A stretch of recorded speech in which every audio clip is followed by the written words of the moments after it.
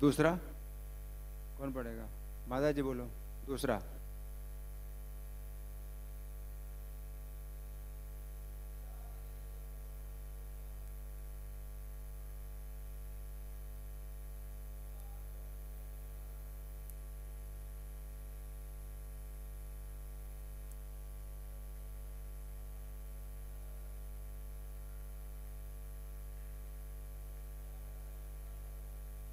शब्दार्थ बोलिए।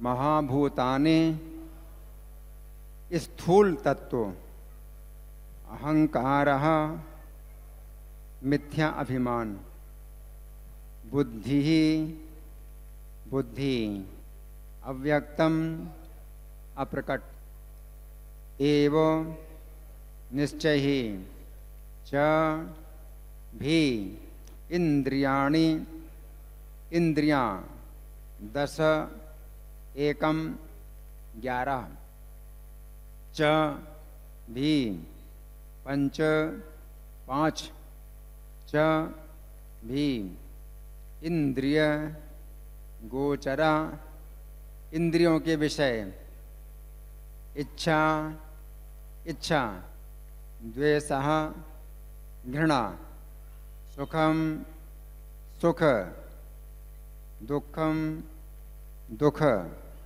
संघातः समूह है।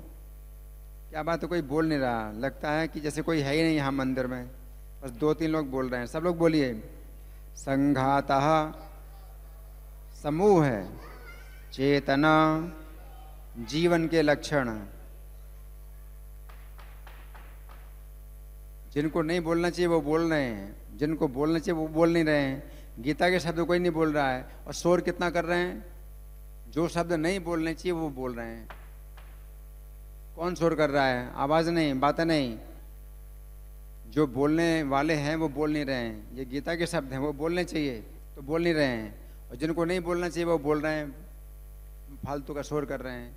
सबको इशारा करिए चुप रहने का, कोई आवाज नहीं करेगा। मेरे पीछे बोलिए। चेतना जीवन के लक्षण, धृति ही धैर्य, एतत् यह सारा, क्षेत्रम कर्मों का क्षेत्र, समासेन संक्षेप में, सविकारम अंतः क्रियाओं सहित, उदाहृतम उदाहरण स्वरूप कहा गया। अनुवाद मेरे पीछे बोलिए।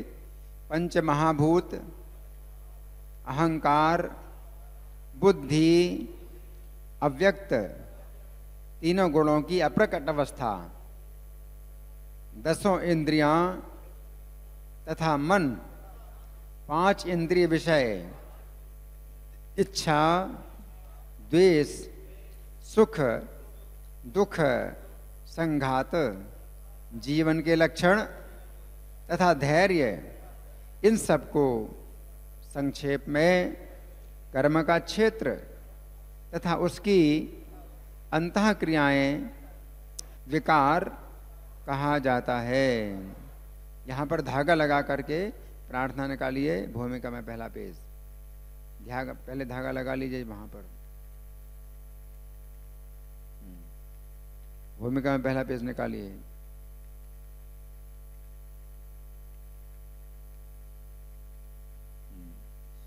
शुरू में निकालिए भूमिका में पहला पेज। सब लोग मेरे साथ बोलें। ओम अज्ञानतिमिरान्धस्य ज्ञानाञ्जन शलाकया चक्षुरुन्मीलितं येन तस्मै श्री गुरवे नमः। श्रीचैतन्यमनोभीष्टं स्थापितं येन भूतले स्वयं रूपः कदा मह्यं ददाति स्वपदान्तिकम्। वन्देऽहं श्रीगुरों श्रीयुतपदकमलं श्रीगुरून् वैष्णवांश्च श्रीरूपं साग्रजातं सहगण रघुनाथान्वितं तं सजीवं साद्वैतं सावधूतं परिजन सहितं कृष्ण चैतन्य देवं श्री राधा कृष्ण पादान् सहगण ललिता श्री विशाखान्वितांश्च हे कृष्ण करुणा सिंधो दीनबंधो जगत्पते गोपेश गोपिका कांत राधा कांत नमोस्तुते तप्त कांचन गौरांगी राधे वृंदावनेश्वरी वृषभानुसुते देवी प्रणमामि हरिप्रिये वाञ्छाकल्पतरुभ्यश्च कृपा सिन्धुभ्य एव च पतितानां पावनेभ्यो वैष्णवेभ्यो नमो नमः। जय श्री कृष्ण चैतन्य प्रभु नित्यानंद श्री अद्वैत गदाधर श्रीवासादि गौर भक्त वृंद हरे कृष्णा कृष्ण कृष्ण हरे हरे हरे राम राम राम हरे हरे। नमो विष्णुपादाय कृष्ण प्रेष्ठाय भूतले श्रीमते भक्ति वेदांत स्वामी निते नामिने नमस्ते सरस्वती देवी गौरवाणी प्रचारिणे निर्विशेषा शून्यवादी पाश्चात्य देश तारिणे। श्लोक फिर से निकालिए, श्लोक को समझेंगे। भगवान इन दो श्लोकों में क्षेत्र का वर्णन कर रहे हैं। क्षेत्र मतलब शरीर। तो शरीर क्या है भगवान समझा रहे हैं। हम सबके पास शरीर है, शरीर हम सबको मिला हुआ है, इसकी जानकारी हमें भगवान दे रहे हैं और हमें जानकारी लेना चाहिए। शरीर हमारे पास है, हमें मिला है। ये शरीर एक ऐसी चीज है जो हमें प्राप्त हुआ है। हमें प्राप्त हुआ है ये शरीर, लेकिन हम ये नहीं है शरीर। अभी जो अज्ञान भरा है, आज की शिक्षा में भी अज्ञान भरा है, हम ये शरीर हैं। लेकिन भगवान बता रहे हैं कि हम ये शरीर नहीं है। शरीर क्या चीज़ है वो भगवान बता रहे हैं। शरीर क्या चीज़ है, शरीर किन चीज़ों से बना हुआ है, इसके क्या परिवर्तन है, ये भगवान बता रहे हैं। लेकिन हमारा जो है, ये हमारा जो तत्व है वो अलग है। हम एक अलग तत्व हैं, शरीर का तत्व हम नहीं है। तो भगवान क्या बता रहे हैं? सबसे पहले महाभूतानी। महाभूतानी मतलब पंच महाभूत। शरीर में एक बना है शरीर, कैसे? पंच महाभूत। पंच महाभूत क्या है? पृथ्वी, जल, अग्नि, वायु, आकाश। महाभूतानी। तो शरीर में सबसे पहले तो 5 चीजें क्या हैं? पृथ्वी, जल, अग्नि, वायु, आकाश, ये हैं। फिर छठवां क्या है? अहंकार। अहंकार मतलब मैं ये शरीर हूँ, ये अहंकार भी जो है एक अलग चीज है जो शरीर के अंदर है, जिसमें हम सोचते हैं कि मैं ये शरीर हूँ। वो अहंकार भी जो है ये शरीर का ही एक हिस्सा है। शरीर हमें मिलता है और हम सोचते हैं कि मैं ये शरीर हूँ। तो ये अहंकार भी शरीर का ही एक हिस्सा है, जिसके प्रभाव में मैं सोचता हूँ कि मैं ये शरीर हूँ। अहंकार भी मैं नहीं हूँ, शरीर का एक हिस्सा है। 6 हो गए। 7वां क्या है? बुद्धि। 7वीं है बुद्धि, ये भी शरीर का एक हिस्सा है। फिर 8वां क्या है? अव्यक्तम, अप्रकट। एक अव्यक्त चीज है, उसको प्रभुपाद समझाएंगे। वो भी इस शरीर का एक हिस्सा है। अव्यक्तम कितने हो गए? है? 5 पंच महाभूत और 6वां अहंकार, 7वां बुद्धि, 8वां अव्यक्त। फिर नमा है इंद्रियाणी 10 इंद्रियां, 10 इंद्रियां, 5 कर्मेंद्रियां और 5 ज्ञानेंद्रियां। 5 कर्मेंद्रियां कौन कौन सी हैं? वाणी और हाथ और पैर, उपस्थ गुदा।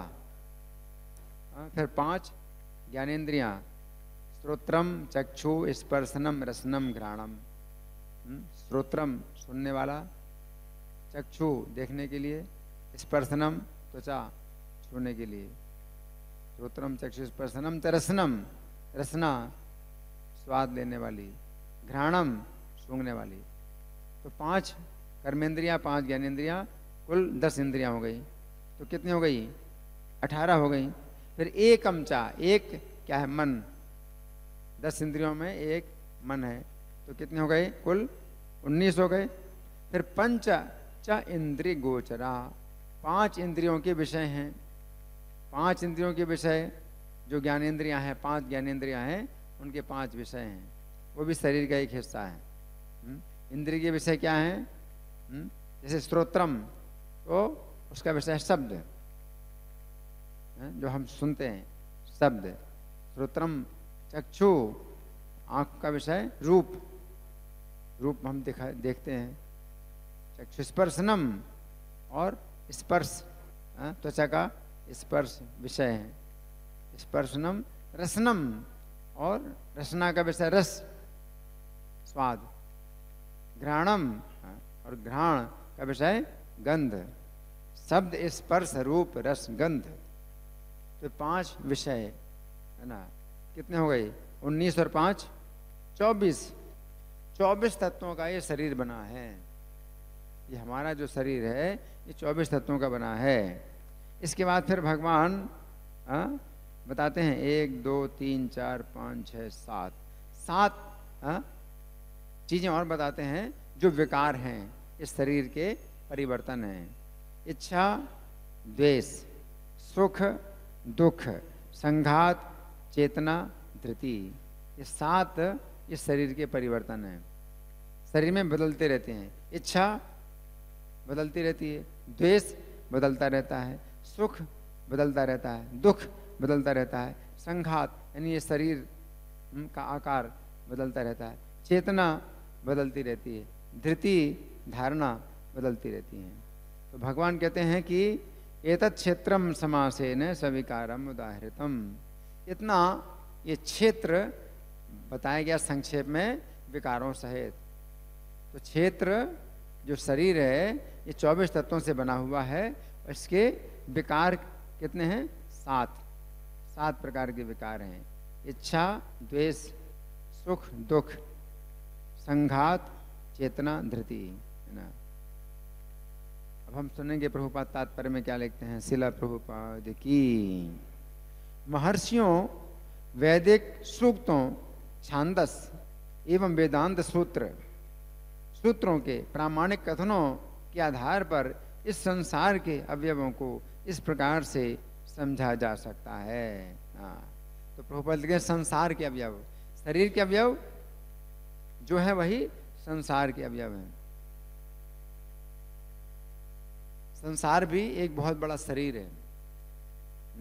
भगवान का विराट रूप, ये भी जो है विश्व रूप, ये भी जो है एक बहुत बड़ा शरीर है, वो भगवान का है।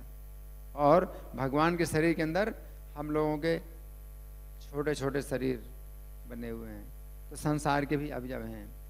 तो प्रभुपाद लिखते हैं, पहले तो पृथ्वी, जल, अग्नि, वायु तथा आकाश ये 5 महाभूत हैं। फिर अहंकार, बुद्धि तथा तीनों गुणों की अव्यक्त अवस्था आती है।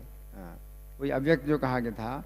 अव्यक्त का मतलब 3 गुणों की अव्यक्त अवस्था। 3 गुण कौन कौन से हैं? सत्वगुण, रजोगुण, तमोगुण। इनकी अव्यक्त अवस्था होती है।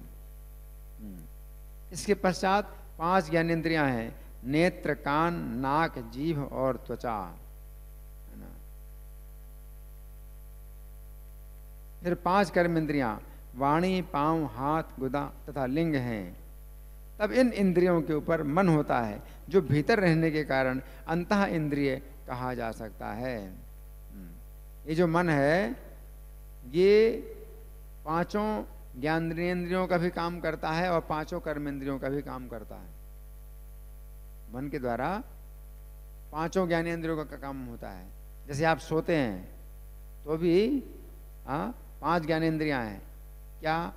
श्रोत्रम, सुनना, तो मन सुनता है ना। तो मन जो है सुनने का भी काम करता है, सुनता है। श्रोत्रम चक्षु, मन देखता भी है। आप सो रहे हैं, आप नहीं देख रहे हैं, लेकिन मन जो है देखता भी है। श्रोत्रम चक्षु स्पर्शनम, स्पर्श का भी अनुभव करता है मन। स्पर्शनम च रसनम, रसना स्वाद का भी अनुभव करता है। घ्राणम, गंध का भी अनुभव करता है ना। श्रोत्रम चक्षु स्पर्शनम च रसनम घ्राणम विचार। अच्छा, पांच कर्मेंद्रियां, पांच ज्ञानेंद्रियां, पांच कर्मेंद्रियों के भी काम करता है मन जो है ना। क्या है? वाणी, बोलना, मन बोलता है। हाथ का काम पकड़ना, मन पकड़ता भी है। पैर का काम चलना, मन चलता भी है ना। इसी प्रकार से ये मल मूत्र त्यागना, ये भी कार्य तो मन करता है। तो इस तरह से मन जो है दसों इंद्रियों का काम करता है और एक उसका अपना जो कार्य है वो अलग है, इसलिए 11वीं इंद्रिय है। मन को जो है 11वीं इंद्रिय कहा जाता है, अंतः इंद्रिय प्रभुपाद लिखते हैं आगे। फिर इन इंद्रियों के 5 विषय हैं, गंध, स्वाद, रूप, स्पर्श तथा ध्वनि। इस तरह इन 24 तत्वों का समूह कार्य क्षेत्र कहलाता है, मतलब शरीर। यदि कोई इन 24 तत्वों का विश्लेषण करे तो उससे कार्य क्षेत्र समझ में आ जाएगा। फिर इच्छा, द्वेष, सुख तथा दुख नामक अंतः क्रियाएं विकार हैं, जो स्थूल देह के पंच महाभूतों की अभिव्यक्तियां हैं। ये इसमें प्रभुपाद 4 बता रहे हैं। इच्छा, द्वेष, सुख और दुख। ये आगे चेतना तथा धैर्य द्वारा प्रदर्शित जीवन के लक्षण सूक्ष्म शरीर अर्थात मन, अहंकार तथा बुद्धि के प्राकट्य हैं। अच्छा, चेतना धृति, इसमें संघातस चेतना धृति, चेतना और धैर्य। तो ये सूक्ष्म शरीर के प्राकट्य हैं, मन, बुद्धि, अहंकार। ये सूक्ष्म तत्व भी कर्म क्षेत्र में सम्मिलित रहते हैं। पंच महाभूत अहंकार की स्थूल अभिव्यक्ति है। ये प्रभुपाद क्या बता रहे हैं? अहंकार, जो अहंकार है तो इसी से उत्पन्न होते हैं पंच महाभूत। पंच महाभूत का जो क्रम है ये आकाश से शुरू होता है। तामस अहंकार, ये जो अहंकार उत्पन्न होता है तो अहंकार अव्यक्त से अहंकार उत्पन्न होता है। अहंकार 3 प्रकार का हो जाता है, सात्विक, राजस, तामस। तामस अहंकार से शब्द का जन्म होता है, शब्द से आकाश बनता है। फिर आकाश में स्पर्श का जो गुण है ये विकसित होता है। स्पर्श के गुण से फिर वायु का जन्म होता है ना। फिर वायु से रूप का गुण उत्पन्न होता है। रूप के गुण से अग्नि उत्पन्न होती है। फिर अग्नि में जब रस का गुण उत्पन्न होता है तो उससे फिर जल बनता है। और जल में जब गंध का गुण उत्पन्न होता है तो उससे फिर पृथ्वी उत्पन्न होती है। तो यहाँ प्रभुपाद लिखते हैं पंच महाभूत अहंकार की स्थूल अभिव्यक्ति है, जो अहंकार की मूल अवस्था को ही प्रदर्शित करती है, जिसे भौतिकवादी बोध या तामस बुद्धि कहा जाता है। ये और आगे प्रकृति के 3 गुणों की अप्रकट अवस्था की सूचक है। प्रकृति के अव्यक्त गुणों को प्रधान कहा जाता है। जो व्यक्ति इन 24 तत्वों को उनके विकारों समेत जानना चाहता है उसे विस्तार से दर्शन का अध्ययन करना चाहिए। भगवत गीता में केवल सारांश दिया गया है। ये जो 24 तत्व हैं, इनका वर्णन कपिल भगवान श्रीमद् भागवत के 3 स्कंद में करते हैं। पृथ्वी तत्व क्या है विस्तार से बताते हैं भगवान। जल तत्व क्या है, अग्नि तत्व क्या है ना, इंद्रियां क्या होती हैं, इनका जो है विस्तार से वर्णन किया है कपिल भगवान ने। तो यहाँ गीता में भगवान के पास इतना समय नहीं है, क्योंकि युद्ध प्रारंभ होने वाला है, इसलिए भगवान इस विषय को बहुत संक्षेप में बतलाया है ना। कपिल भगवान माता देवभूति को समझाते हैं तो फुर्सत से समझाते हैं, इसलिए इस विषय का बहुत विस्तार से कपिल भगवान ने वर्णन किया है। तो आगे प्रभुपाद लिखते हैं, भगवत गीता में केवल सारांश दिया गया है। शरीर इन समस्त तत्वों की अभिव्यक्ति है। शरीर में 6 प्रकार के परिवर्तन होते हैं। 6 प्रकार के परिवर्तन ये जानना चाहिए। हमारा शरीर, आपका शरीर, किसी का भी शरीर हो, 6 प्रकार के परिवर्तन है निश्चित रूप से है? ये उत्पन्न होता है। पहला परिवर्तन क्या है? उत्पन्न होना। दूसरा बढ़ता है, बड़ा होता है। कोई शरीर ऐसा होता है जो पैदा हो लेकिन बढ़े नहीं। हो सकता है कोई शरीर कि पैदा हुआ और बड़ा नहीं हुआ, निश्चित रूप से बड़ा होगा, है ना। बढ़ता है, फिर टिकता है। टिकता है, कोई भी शरीर पैदा होता है, बड़ा होता है, फिर एक समय आता है जब बड़ा होना बंद हो जाता है, उसको कहते हैं टिकना। वो भी निश्चित है, वो भी निश्चित है कि शरीर पैदा हुआ और बड़ा हुआ। बड़ा होते होते एक बिंदु आता है जहां बड़ा होना बंद हो जाता है ना, नहीं तो बड़ा होता ही जाएगा। हाँ, आप समझे? जिस तरह से आप बचपन से आप बड़े हुए अभी तक, अगर उसी हिसाब से अगर बढ़ते रहेंगे तो कितने बड़े हो जाएंगे? बहुत बड़े, ऊंचे बांस की तरह बड़े हो जाएंगे, है ना। ताड़ के पेड़ के बराबर बड़े हो जाएंगे, कितने बड़े हो जाएंगे, लेकिन नहीं होते ना। तो एक बिंदु आता है जब बड़ा होना बंद हो जाता है, उसे कहते हैं टिकना। टिकता है, तो ये परिवर्तन है। कितने नंबर का परिवर्तन? 3 नंबर का परिवर्तन। फिर चौथा, संतान उत्पन्न करता है। ये शरीर जो है कुछ ऐसे तत्व पैदा करता है जो संतान पैदा करें, है ना। तो संतान पैदा करता है ये शरीर। ये कितने नंबर का परिवर्तन है? 5वें नंबर का परिवर्तन है। और फिर नहीं, 5 नहीं, चौथा परिवर्तन है। फिर 5वां परिवर्तन ये क्षीण होता है ना। फिर ये क्षीण होने लगेगा, अब संतान उत्पन्न करने की शक्ति नहीं रहती है, ये शरीर क्षीण होने लगता है। ये 5वां परिवर्तन है और अंत में समाप्त हो जाता है। 6ठा परिवर्तन क्या है? नष्ट होना। तो ये भौतिक शरीर के ये 6 परिवर्तन हैं। हम सब इन परिवर्तनों से गुजर रहे हैं, है ना। तो ये हो नहीं सकता कि पहला परिवर्तन हुआ यानी जन्म हुआ लेकिन दूसरा परिवर्तन ना हो। आप रोक नहीं सकते, आप रोक नहीं सकते। रोक सकते हैं कि जैसे कोई बच्चा पैदा हुआ है और बड़ा ना हो, अगर आप ऐसे रोकेंगे कि बड़ा ना हो तो शरीर नष्ट हो जाएगा तुरंत। वो तो बड़ा होगा ही, आप रोक नहीं सकते, है ना। और बड़ा हो तो बड़ा होते होते एक बिंदु आएगा जब बड़ा होना बंद हो जाएगा। आप चाहे कितना भी उसमें डालो हार्मोन और जो है कितने जो है पौष्टिक तत्व तो डालो,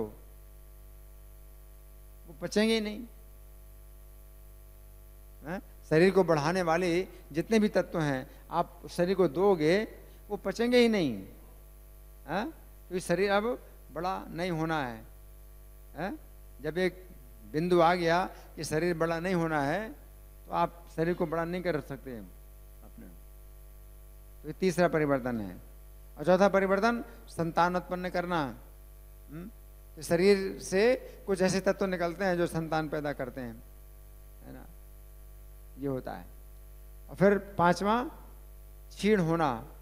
आप चाहें कि अब जो है इतना शरीर बड़ा हो गया, अब बड़ा तो नहीं कर सकते, लेकिन अब क्षीण ना हो, अब कमजोर ना हो शरीर, तो ऐसा हो सकता है? नहीं, अब शरीर कमजोर होगा, निश्चित है। आप चाहे जितना प्रयास कर लो, है? आप खूब प्रैक्टिस कर लो उसका, योगा का प्रैक्टिस कर लो, व्यायाम कर लो, है? और क्या क्या दवाइयाँ खा लो, लेकिन क्या होगा? क्षीण होगा, शरीर क्षीण होगा, शरीर कमजोर होगा। है? आप उतना खा नहीं सकते, फिर खाने की दवाइयाँ, भूख लगाने की दवाइयाँ, वो भी नुकसान करेंगी, आप नहीं खा पाएंगे। शरीर क्षीण होना है तो क्षीण होगा ही, ये पांचवा परिवर्तन है। तो शरीर क्षीण होगा, अंत में फिर मृत्यु, नष्ट होगा, आप रोक नहीं सकते हैं? तो आजकल की जो विज्ञान है तो केवल मृत्यु को रोकने का प्रयास कर रहे हैं, मृत्यु को रोकने का प्रयास कर रहे हैं कि भाई मरे नहीं, कोई मरे नहीं, कोई मृत्यु ना हो। तो क्या हो सकता है? 5 प्रकार के परिवर्तनों को तो आप रोक नहीं सकते, तो छठे परिवर्तन को कैसे रोकेंगे? है? या लोग सोचते हैं भाई शरीर बूढ़ा ना हो, यानी क्षीण ना हो, तो 5वें परिवर्तन को रोकने का प्रयास कर रहे हैं। इसके पहले के 4 परिवर्तनों को तो आप नहीं रोक सके, इसके पहले के 4 परिवर्तनों को तो आप रोक नहीं सके, तो 5वें परिवर्तन को कैसे रोक सकते हैं कि शरीर बूढ़ा ना हो? हाँ? या छठे परिवर्तन को कैसे रोक सकते हैं कि शरीर नष्ट ना हो? कैसे रोक सकते हैं? है? जब भगवान ने बता दिया ये भौतिक शरीर आपको मिला है इस प्रकार का, है? जैसे किसी कंपनी में जो है वो मशीन बनती है, तो उस मशीन का जो है वो सब जो प्रणाली है वो उसमें लिखा रहता है, किताब में लिखी रहती है, उसका जो है हैंडबुक बोलते हैं, है? मैनुअल, जो भी हो मैनुअल, उसमें लिखा रहता है भाई ये मशीन इस तरह की बनी है, भाई इतना काम करेगी, इतना काम नहीं करेगी, इससे आगे काम नहीं करेगी, है ना, और इसकी इतनी लाइफ है। तो उसी तरह से आपको चलाना पड़ेगा, आप उससे आगे नहीं चला सकते उसको। उसी प्रकार से भगवान ने मैनुअल दे दिया है, भगवत गीता मैनुअल है इस शरीर का, है ना। तो भगवान ने बता दिया है, तो इसमें क्या है कि ये शरीर के विकार हैं, आप इसको जो है दूसरी तरह से नहीं बना सकते, ये बना इसी तरह से बना है। सृष्टि में जो है ये प्रजनन की भी क्रिया हो रही है, प्रजनन की क्रिया भी हो रही है, आप रोक नहीं सकते, जन्म को भी रोक नहीं सकते, है ना। जो पहला विकार है जन्म का, उसको आप रोक नहीं सकते, और जन्म हुआ तो उससे और आगे शरीर नहीं पैदा होंगे, उसको आप रोक नहीं सकते, और भी शरीर पैदा होंगे। तो पहला विकार जन्म का है, दूसरा विकार जन्म फिर वृद्धि, पहला विकार है जन्म, दूसरा विकार है वृद्धि, बढ़ेगा। आप चाहें कि मैं छोटा ही रहूं, 5 साल की अवस्था का रहूं, 5 साल से ऊपर ना जाऊं, मैं भी चाहता था। बचपन में मैं सबसे छोटा था, तो मैं सोचता कि मैं सबसे ज़्यादा सुरक्षित हूँ, सबसे छोटा हूँ, और मैं सुरक्षित रहूँगा, क्योंकि सब लोग बड़े हैं तो वे मृत्यु के निकट हैं, और मैं मृत्यु से दूर हूँ, सबसे छोटा हूँ, और मैं हमेशा छोटा रहना चाहता हूँ, लेकिन मैं बड़ा हो गया हूँ तो रोक नहीं सका। जन्म वृद्धि, जन्म वृद्धि अस्तित्व, अस्तित्व की, अब जैसे बड़ा हुआ तो मैं चाहता था कि शरीर और बढ़े, और बढ़िया और बढ़िया हो, है ना। तो शरीर बढ़िया हो रहा था, और बढ़िया और बढ़िया, उसके बाद फिर बंद, अब बढ़िया नहीं हो सकता शरीर, चाहे जितना खा लो, दूध पी लो, है ना, और जो है सूखे मेवे खा लो, और कितनी दवाइयाँ खा लो, टॉनिक, कई तरह के टॉनिक हैं, कितना भी इस्तेमाल कर लो, अब आगे शरीर बढ़ेगा नहीं और नुकसान करेंगे। आप शरीर को बढ़ाने की कोशिश करोगे तो शरीर को और वो नुकसान पैदा करेंगे, आप नहीं। भूख बढ़ाने की कोशिश करोगे वो भी चीज़ें नुकसान करेंगी आपको। भूख बढ़ाने की दवाई खाओगे वो भी नुकसान करेगी, क्योंकि वो ब्रेक लग गया है, अब शरीर बड़ा नहीं हो सकता है। तो उस हिसाब से आपको अब भोजन करना पड़ेगा कि शरीर को अब बढ़ाना नहीं है, अब ऐसे ही चलाना है ना। फिर प्रजनन की क्रिया है ना, तो शरीर से शरीर उत्पन्न होते हैं।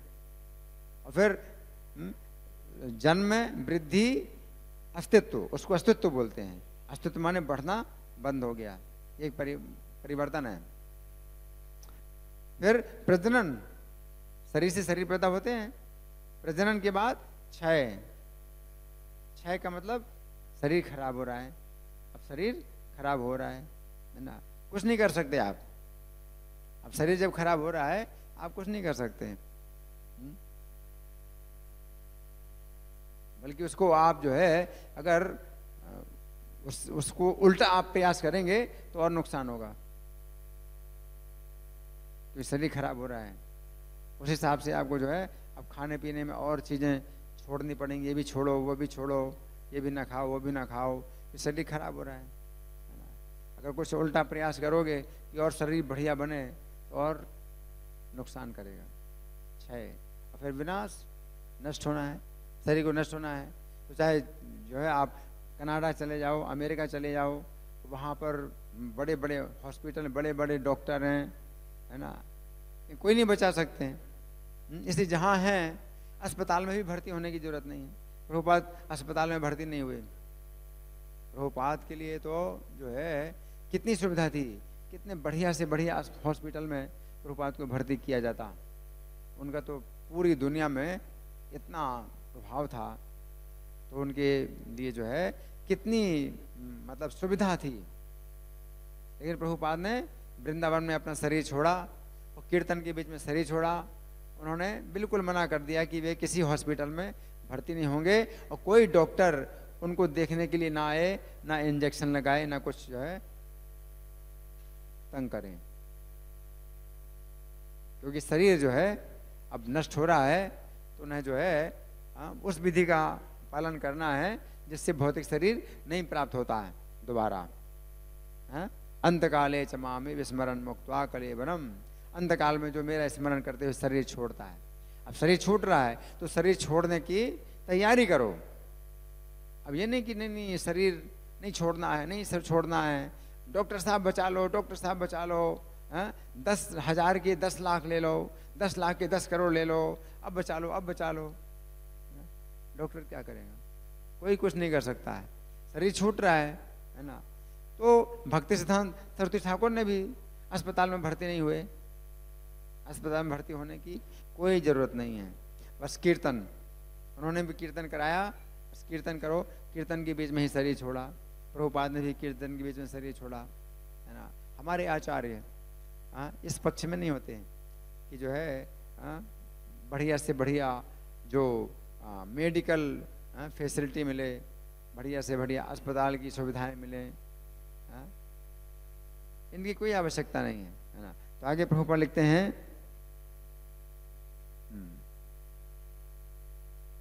ये उत्पन्न होता है, बढ़ता है, टिकता है, संतान उत्पन्न करता है और तब ये क्षीण होता है और अंत में समाप्त हो जाता है। अतएव क्षेत्र अस्थाई भौतिक वस्तु है, लेकिन क्षेत्र का ज्ञाता क्षेत्रज्ञ इससे भिन्न रहता है। ये क्षेत्रज्ञ ऐसा नहीं है। क्षेत्रज्ञ मतलब आप ही, इस शरीर के अंदर जो आप हैं जीवात्मा, आपके अंदर ये 6 प्रकार के परिवर्तन नहीं है। 6 प्रकार का परिवर्तन, पहला क्या? जन्म नहीं है, आपका जन्म नहीं होता, आपका जन्म नहीं होता, और शरीर का जन्म होता है। आपके साथ जो शरीर है ये कितने बार बन चुका है और नष्ट हो चुका है, कोई संख्या नहीं, कितने बार आपका शरीर बन चुका और नष्ट हो चुका है ना। लेकिन आपका कभी जन्म नहीं हुआ, जन्म नहीं है। फिर दूसरा वृद्धि, बड़ा होना, शरीर बड़ा होता है, लेकिन जो जीवात्मा क्षेत्रज्ञ है वो बड़ा नहीं होता, वो बड़ा नहीं होता। जैसे इस समय शरीर के अंदर जो जीव है उसका आकार कितना छोटा है, बाल की नोक के 10,000वें हिस्से के बराबर है, तो वो उतना ही रहता है।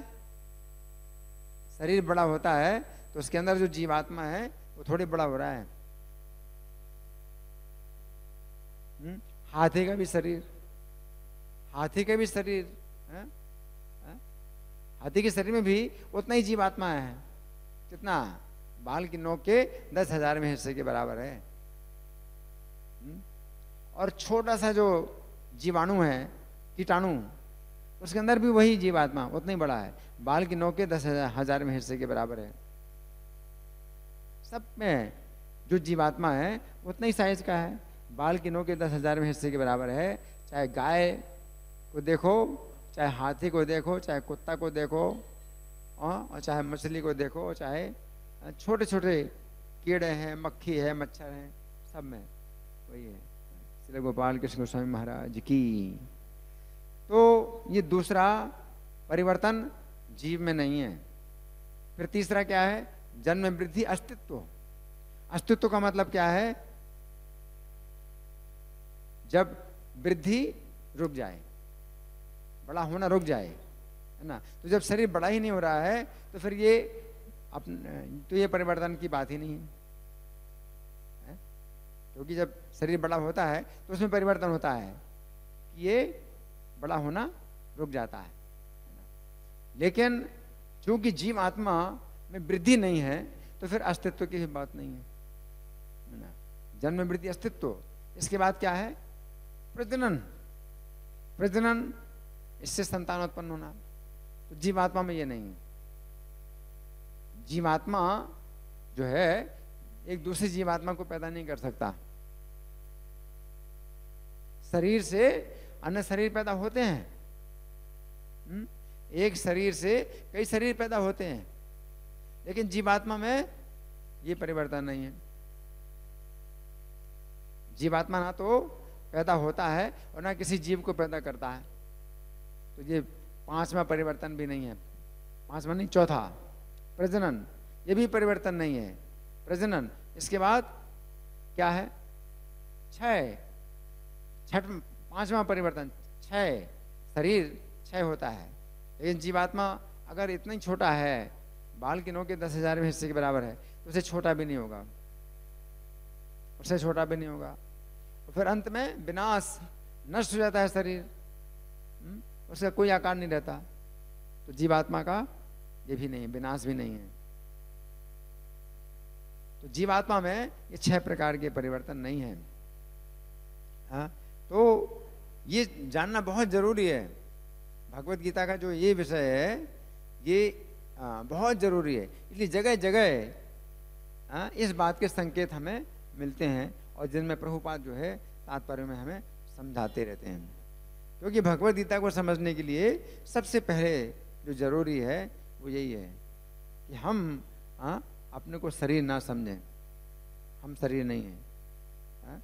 शरीर जन्म लेता है, हम जन्म नहीं लेते। शरीर नष्ट होता है, हम नष्ट नहीं होते। शरीर से और शरीर पैदा होते हैं, हमसे और कोई दूसरे जीव पैदा नहीं होते, है ना। तो ये सब बातें समझनी है। अब आप लोगों की ओर से कोई प्रश्न है या कोई चर्चा, या मैं प्रश्न करूं? हाँ जी,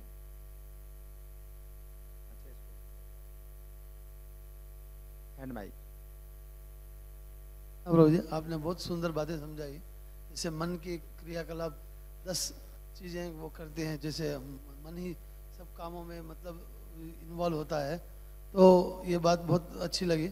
और जैसे आपने बताया कि अहंकार जो होता है ये जो है तीनों गुणों को प्रकट करता है, प्रकृति के तीनों गुणों को आपने बताया। तो जैसे हम अगर सूक्ष्म शरीर के बारे में ऐसे सोचे हैं, 5 तत्व के स्थूल शरीर के बाद में सूक्ष्म तत्व के बारे में, तो जैसे मन, बुद्धि और अहंकार 3 चीज़ें ये आत्मा को मतलब बद्ध इस संसार में कर है। तो जब दिव्य शरीर की बात हम करते हैं तब दिव्य शरीर में भौतिक तत्व तो ये नहीं होते, लेकिन क्या फिर ये तीनों तत्वों का भी उसमें मतलब कार्य होता है? क्योंकि ये आगे जैसे हम भगवान के बारे में चिंतन करते हैं या भगवान की लीलाओं का श्रवण करते हैं, तब सभी इसी मन को हम लगाते हैं ना, इसीलिए इसके बारे में प्रकाश कीजिए प्रभु। हाँ, अच्छा प्रश्न है ये। हमारी इंद्रियां, जो हमारी इंद्रियां हैं, मन है, बुद्धि है, अहंकार है, ये सब आध्यात्मिक शरीर में होते हैं। आध्यात्मिक शरीर में ये सब कुछ होते हैं, लेकिन आध्यात्मिक शरीर में ये शुद्ध अवस्था में होते हैं। वास्तव में जब हम कहते हैं मन, तो इसका मतलब क्या है? वो हमारा जो आध्यात्मिक मन है, इसमें भौतिकता का आवरण चढ़ा है, इसलिए अब इसको भौतिक मन कहते हैं। तो ये नष्ट नहीं होता है, ये शुद्ध होता है। जब शुद्ध होता है तो यही जो भौतिक मन है, ये आध्यात्मिक बन जाता है। तो दिव्य शरीर, तो हमारा जो दिव्य शरीर है, उसमें मन है, उसमें इंद्रियां भी हैं, है ना। 5 इंद्रियां हैं, 5 कर्मेंद्रियां हैं, 5 ज्ञानेंद्रियां हैं, मन है, बुद्धि है, ये सब हैं। लेकिन ये सब जो इंद्रियां हैं, ये कृष्ण की सेवा के लिए होती हैं। जब हम कृष्ण की सेवा को छोड़ देते हैं, तो ये हमारी जो इंद्रियां हैं, इनमें भौतिकता का आवरण चढ़ जाता है। हमारा जो आध्यात्मिक शरीर है, वो भी सिकुड़ जाता है। आध्यात्मिक शरीर जो जीवात्मा है, अभी शरीर के अंदर जो बाल की नोक के 10,000वें हिस्से के बराबर है, तो ये जीवात्मा वास्तव में आध्यात्मिक शरीर इतना नहीं है। आध्यात्मिक शरीर तो बड़ा है, आध्यात्मिक शरीर भी जो है, अलग अलग जीवों का अलग अलग प्रकार का होता है। किसी का छोटा है, किसी का बड़ा है। आध्यात्मिक जगत में किसी को बच्चे का शरीर प्राप्त होता है, किसी को जवान का शरीर प्राप्त होता है, किसी को वृद्ध का शरीर प्राप्त होता है, किसी को वृक्ष का शरीर प्राप्त होता है। तो छोटे बड़े सब तरह के शरीर हैं। लेकिन जब हम भगवान की सेवा छोड़ देते हैं, तो वो जो आध्यात्मिक शरीर है, ये सिकुड़ जाता है, क्योंकि इस भगवान की सेवा के लिए था, और हमने उसको सेवा को छोड़ दिया, सिकुड़ गया। अब सिकुड़ गया तो अब हमें भौतिक शरीर की आवश्यकता पड़ती है इससे काम लेने के लिए, है ना। इसी प्रकार से है, जैसे कि आपका हाथ अगर मतलब ना रहे, कट जाए, तो हमें जो है वो बनावटी हाथ कभी लगाया जाता है काम चलाने के लिए, या पैर अगर कट जाता है तो बनावटी पैर लगाया जाता है काम चलाने के लिए। तो उससे उतना काम नहीं होता, लेकिन काम चलाने के लिए कुछ मतलब हमें करना पड़ता है। तो उसी प्रकार से जो भौतिक शरीर है, तो ये हमें तभी प्राप्त होता है जब हमारा आध्यात्मिक शरीर काम करना बंद कर देता है। आध्यात्मिक शरीर इतना सिकुड़ गया, इतना छोटा हो गया है कि वो अब काम नहीं कर सकता।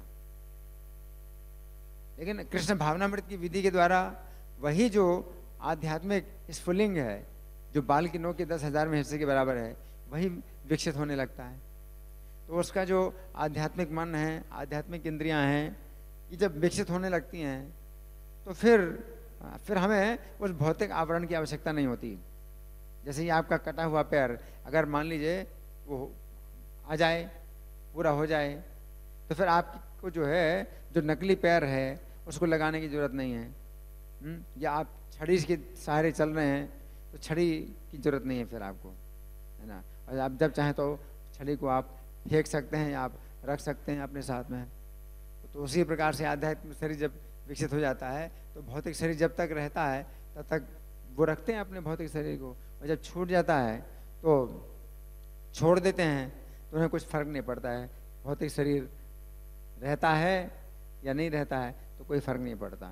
जैसे आपका पैर अगर ठीक हो गया, तो आपके हाथ में छड़ी जो है, जिसका पहले आप सहारा लेते थे, अब आप सहारा नहीं लेते हैं, तो भी अपने हाथ में रखते हैं, और जब छूट जाती है या फेंकने की जरूरत होती है तो आप फेंक देते हैं, तो कुछ फर्क नहीं पड़ता। इसलिए जो वैष्णव होता है, शुद्ध वैष्णव होता है, उसके लिए क्या कहा गया? जीवो वा मरो वा, चाहे जीवित रहो चाहे मरो, कोई अंतर नहीं है। तो उसमें आध्यात्मिक शरीर विकसित हो गया है। आध्यात्मिक शरीर विकसित होने के बाद उसको भौतिक शरीर की आवश्यकता नहीं है, लेकिन तो भी अगर है तो बना रहे। लेकिन जब शरीर भौतिक शरीर छूट जाता है तो कोई जरूरत नहीं है कि उसे चाहिए, उसे नहीं चाहिए। लेकिन जो जिनकी चेतना विकसित नहीं हुई, आध्यात्मिक शरीर विकसित नहीं हुआ, तो भौतिक शरीर छूटता है तो उनको दूसरा भौतिक शरीर चाहिए, तो उनको बहुत कष्ट होता है भौतिक शरीर छोड़ने में, और दूसरा भौतिक शरीर प्राप्त करने में भी बहुत कष्ट होता है। लेकिन जो कृष्ण भावना भावित हैं, उनका आध्यात्मिक शरीर विकसित हो चुका है पहले से, तो उनको भौतिक शरीर छोड़ने में कोई कष्ट नहीं होता है, और फिर कोई भौतिक शरीर उनको प्राप्त होता ही नहीं है, क्योंकि उनका आध्यात्मिक शरीर विकसित हो चुका है। आध्यात्मिक शरीर कृष्ण की सेवा के लिए होता है। और कोई प्रश्न? हाँ जी, माइक चालू है? चालू है, बंद किया? थोड़ी देर लगती है उसको चालू होने में। हरे कृष्णा। हाँ प्रभु जी, हरे कृष्णा प्रभु जी। प्रभु जी, मेरे को ये प्रश्न पूछना था कि जैसे जन्म, मृत्यु, जरा, व्याधि, ये 4 चीज़ें भगवान ने बताई है जो होंगी, लेकिन अभी भौतिक संसार में लोगों ने भोग करने के लिए ऐसा मतलब चीज़ें निकाल ली है जिससे कि जन्म ही बंद कर दिया उन्होंने। भोग तो कर रहे हैं लेकिन जन्म ही बंद हो गया। अब जन्म बंद हो गया तो जरा नहीं होगी, मृत्यु नहीं होगी, व्याधि नहीं होगी। तो जब जन्म का स्टेप ही बंद हो गया तो फिर ये दुख तो होंगे नहीं, लेकिन फिर भी भोग तो हो ही रहा है। जन्म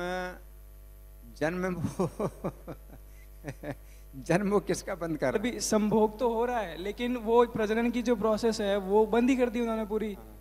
ठीक है, बहुत अच्छा, आपका अच्छा प्रश्न है कि उन्होंने जो है जन्म बंद कर दिया। जन्म ऐसे बंद नहीं हो सकता, जन्म ऐसे बंद नहीं हो सकता, है ना। वो चाहे जितना भी प्रयास कर लें, जन्म बंद नहीं कर सकते, है ना। वो कुछ ना कुछ ऐसे कारण बनेंगे कि जन्म होंगे ही। उनकी बुद्धि ऐसी हो जाएगी, ऐसी हो जाएगी, वो कंट्रोल नहीं कर पाएंगे, उसी समय जन्म होगा। आप समझे? नहीं बंद कर सकते, बंद नहीं कर सकते जन्म, है ना। जन्म और पॉपुलेशन बढ़ती जा रही है, जन्म बंद नहीं कर सकते, कोई भी चीज़ बंद नहीं कर सकते। वो तो कुछ टेम्परेरी, मतलब जैसे किया कि भाई जन्म बंद कर दिया। अब किसी का जन्म आपने बंद कर दिया तो जो जीवात्मा जो जन्म लेने वाली है, आपने उसको नहीं आने दिया, आपने अपना एक और कर्म बना लिया, अपना बुरा कर्म बना लिया। क्योंकि कोई भी आत्मा जिसका निश्चित हो चुका है कि आपके शरीर से वो जन्म लेगा, है, और आपने उसको जन्म देने का जो अवसर है नहीं दिया, तो आपका एक और कर्म बन गया, है ना। क्योंकि भगवान ने बताया कि जो वर्षा होती है उसमें आत्माएं आती है नीचे, तो जैसे कलयुग में तो वर्षा वगैरह सब बंद हो जाएगी, तो आत्माएं धरती पे कैसे आएंगी? फिर उसमें भी फिर जन्म बंद हो जाएगा। इस वर्षा कलयुग में वर्षा बंद नहीं होती है, लेकिन वर्षा जो है कभी ज़्यादा होती है और कभी कम होती है। तो जो सही वर्षा है वो नहीं होती है। तो वर्षा कभी ज़्यादा होती है तो वो भी असुविधा होती है, वर्षा कम होती है उससे भी असुविधा होती है। इस तरह से होता है। तो जैसे कि कलयुग के 10,000 साल तो स्वर्ण युग है, तब तक मतलब भगवान का नाम भी चलेगा और सब कुछ, पाप भी बहुत कम मात्रा में होंगे, मतलब भगवान का नाम रहेगा 10,000 साल तक। लेकिन जैसे जैसे कलयुग बढ़ेगा तो अन्न तो खत्म हो जाएगा क्योंकि बारिश नहीं हो रही। तो जैसे मतलब भागवतम में भी लिखा हुआ है कि वर्षा बंद हो जाएगी, बिल्कुल ही बंद हो जाएगी तब तो फिर सोल्स जो है, आत्माएं हैं, वो नीचे कैसे आएंगी? फिर जो आत्मा है वो वर्षा से ही नहीं आती। आत्मा जो है, जो स्वर्ग गई हैं, स्वर्ग से जो आत्माएं स्वर्ग में अपने पुण्यों को छीण करके जो आते हैं, वो वर्षा के माध्यम से आते हैं। लेकिन बाकी जो आत्माएं नरक गई हैं, वो नरक से आती हैं तो पशु के रूप में जन्म लेती हैं, फिर मनुष्य के रूप में जन्म लेती हैं। केवल वो आत्माएं जो स्वर्ग गई हैं वो तो आएंगे ही, और वर्षा होगी किसी न किसी रूप में, तो वर्षा होगी। धन्यवाद। ग्रंथराज श्रीमद् भगवद गीता की जय। जगत गुरु शिला प्रभुपाद की जय। श्री राधा पार्थ सारथी ललिता विशाखा गौर निताय सीताराम लक्ष्मण हनुमान प्रहलाद नरसिंह देव की जय हो।